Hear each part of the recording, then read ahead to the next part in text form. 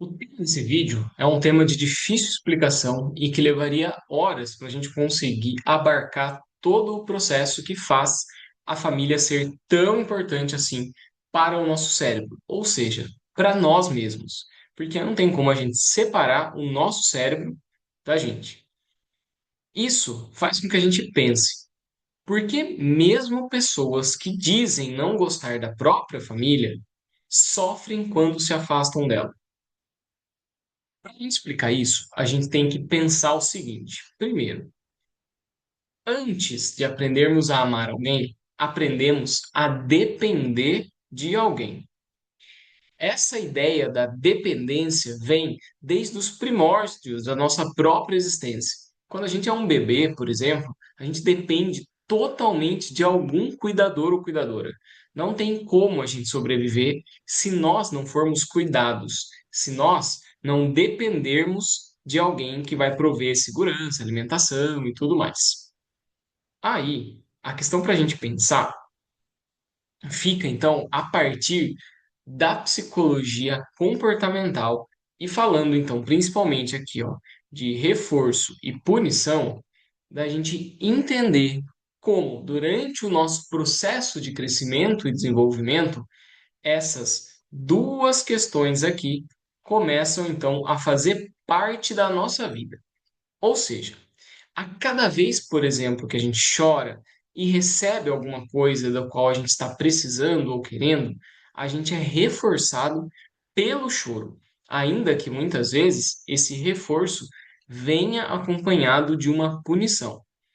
Se você quiser relembrar o que é reforço, o que é punição, eu vou deixar um card aqui para você poder clicar e entender melhor esses dois conceitos. Mas basicamente, o reforço é todo o resultado da sua ação que faz com que você queira repetir a sua ação novamente.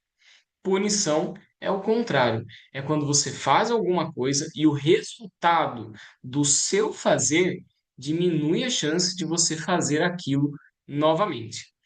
Então, quando nós ainda somos muito pequenos, nós somos reforçados constantemente a emitir sinais, seja visual, geralmente sonoro, né, pelo choro, no qual as pessoas que estão cuidando da gente vão se comportar para tentar atender a demanda que está gerando o nosso comportamento, como por exemplo, o choro. Então a gente vai se tornando dependente desta pessoa. E essa dependência nem sempre ela vira amor, porque amor e dependência são coisas separadas. Você pode amar alguém e não ser efetivamente dependente dessa pessoa. Por isso, é importante a gente refletir nas nossas relações familiares se você tem uma relação de amor ou de dependência. E o que seria então amar? Amar é a capacidade de você ser reforçado pelas suas ações na medida em que você age para ou próximo do outro. Volta um pouquinho. Então, quando você ama alguém, significa que esse alguém tem ações que para você são reforçadoras, ou seja, faz com que você queira que aquela pessoa faça ou fale aquilo novamente. Se alguém que você ama fala que te ama também, você vai se comportar de uma maneira similar para ouvir mais vezes que aquela pessoa te ama. No entanto, se você não ama essa pessoa e nem quer que essa pessoa te ame, quando essa pessoa, caso ela venha a falar que te ama, isso vai fazer com que o seu comportamento mude para que essa pessoa não repita mais esta palavra ou mesmo essa ação. Mas isso fica de tópico para um outro vídeo. Vamos voltar aqui agora nesse assunto do porquê, então, muitas famílias, sendo prejudiciais em muitas questões para a pessoa, ainda mantém com essa pessoa uma relação de dependência, e essa dependência, então, que explica por que esse alguém fica tão incomodado quando se sente excluído da família ou quando sente que está excluindo essa família da vida dele. Bom, família é o nosso primeiro grupo. É assim, é aquela pessoa, aquelas pessoas que estão ali quando você nasce. E os grupos são importantes para a nossa sobrevivência. Se não fosse o nosso grupo, e assim, pensa grupo como uma sociedade mesmo.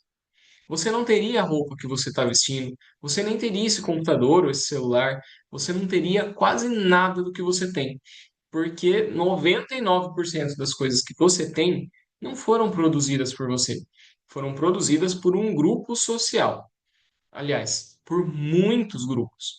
Então, a nossa convivência em grupo, a nossa convivência em cidades, né, ou em comunidades, etc., propicia que a nossa sobrevivência tenha muito mais chance de acontecer. Propicia para que ela nos proteja, nos dê uma série de possibilidades de defesa e de manutenção da nossa vida. Pense em toda a tecnologia, em toda a saúde, em toda a ciência que foi desenvolvida por nós sermos pessoas que convivem de forma social e não isolada.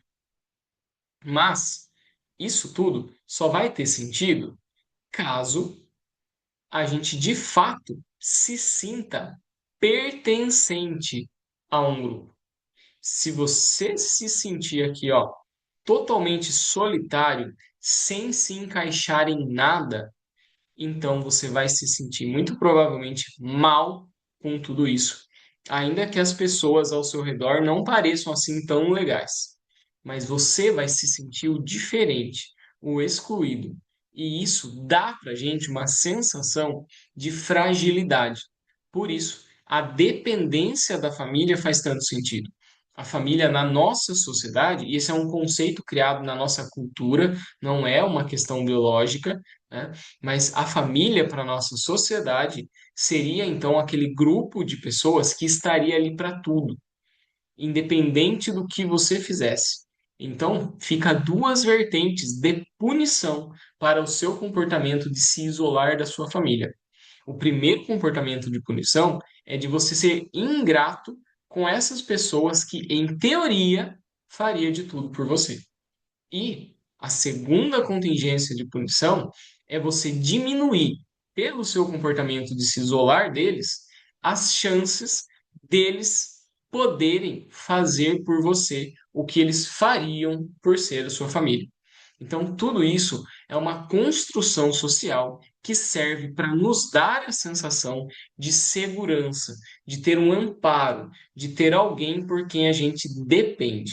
Só que nem sempre essa família de fato faz o que a sociedade prega que uma família faria. Muitas vezes a família prejudica as pessoas. Muitas vezes a família diminui a sua autoestima, a sua autoconfiança, te invalida e faz com que você se sinta propriamente excluído tanto da família quanto de outros grupos.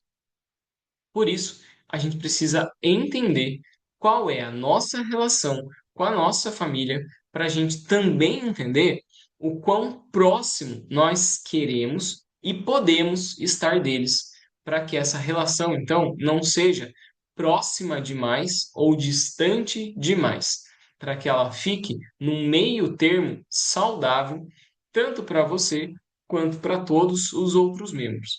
E se essa relação não está tão equilibrada assim, então é necessário que vocês mudem as suas concepções, você ou a sua família, entendendo então o que faz com que mais proximidade passe a ser prejudicial, ao invés de ser reforçadora. Porque muitas vezes estar perto da nossa família soa como algo punitivo e não reforçador. Ou seja, muitas vezes, ao estar perto da nossa família, nós sentimos mais vontade de estar longe, quando na nossa sociedade a gente aprende que deveria ser o contrário, e isso faz então com que a gente se sinta isolado, sozinho, diferente de tantas outras pessoas que valorizam publicamente a família que tem, esse contato, essa relação, essa proximidade e etc. Mas como lidar então com a família que é fora do padrão. E aí, pensando, né, nesse padrão, do ponto de vista dessa família funcional, dessa família que acolhe, que ajuda, que também dá bronca, mas quando é necessário, quando é preciso fazer isso. Nós precisamos pensar, e aí fazendo, né, uma referência novamente ao Skinner, que o valor que damos à família é resultado das contingências de reforço presentes nesse ambiente. Ó, não necessariamente em relação ao que se é falado, porque muitas vezes o que as pessoas fazem destoam do que elas falam. E então, o que elas fazem podem ser coisas muito punitivas, enquanto que o que elas falam soam como algo reforçador. Sabe aquela pessoa que fala que gosta muito de você, mas muitas das ações dela parecem revelar justamente o contrário? Pois é. Por isso, é importante você identificar quais são os reforçadores presentes na sua família que faz com que você queira ficar próximo. E com isso, você vai conseguir aumentar as chances de estar próximo dessa família em função desses reforçadores e não em função de qualquer coisa que pode acabar sendo mais punitivo do que reforçador. Se você não consegue fazer essa análise sozinho, e é difícil mesmo realizar, você pode procurar um psicólogo para te ajudar num processo de psicoterapia, para você então identificar se a sua família estabelece com você uma relação de amor ou de dependência e quais são essas funções reforçadoras e punitivas. Para todo caso, sempre existem os amigos que vêm para complementar essa falta que a família muitas vezes faz na vida de muitas pessoas. E os amigos têm essa vantagem, né, de serem, entre aspas, escolhidos por nós, enquanto que muitas vezes a família não. Mas os amigos também têm uma relação um pouco mais frágil do que seria a relação familiar, em razão do quanto a nossa sociedade coloca como pressão o que deve ser uma relação familiar. Por isso, vale a pena a gente sempre pensar em toda essa questão e refletir, né, o quanto disso tudo é nosso e o quanto disso tudo é do outro, para que assim a gente consiga ter uma vida com mais sentido e mais plena.